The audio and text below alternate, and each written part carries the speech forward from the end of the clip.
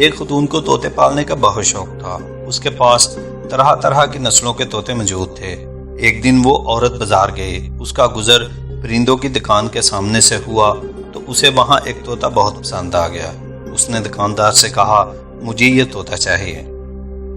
وہ طوطا بولتا تھا۔ اس خاتون نے جب طوطے کی قیمت پوچھی تو دکاندار کہنے لگا کہ آپ کوئی اور طوطا پسند کر لیں، لیکن وہ عورت کہنے لگی، نہیں، مجھے یہی پسند ہے، اس میں کیا برائی ہے؟ دکاندار کہنے لگا، یہ طوطا دراصل پہلے کسی کوٹھے پر تھا، اس لیے آپ اسے رہنے دیں۔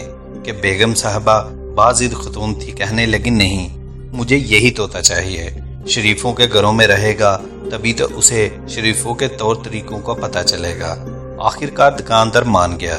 بیگم صاحبہ خوشی خوشی طوطا خرید کر گھر لے آئیں اور گھر آ کر بیگم صاحبہ نے پنجرے کو بالکونی میں لٹکا دیا۔ گھر آتے ہی طوطا بولا، واہ نیا کوٹھا۔ بیگم صاحبہ کو ناگوار تو گزرا لیکن وہ خاموش نہیں۔ دوپہر کو جب ان کی بیٹیاں کالج سے گھر واپس آئیں تو طوطا ان کو دیکھتے ہی کہنے لگا، واہ، نئی لڑکیاں تو بہت ہی خوبصورت ہیں۔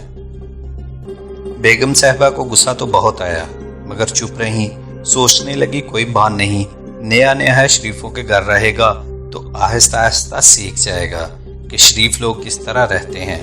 شام ہوئی تو بیگم صاحبہ کے شوہر گھر واپس آئے۔ ان کو طوطا دیکھتے ہی بولا، واہ صادق صاحب، آپ یہاں بھی آتے ہیں؟ بس صرف اتنا ہی کہنا تھا کہ پھر چراغوں میں روشنی نہ رہی۔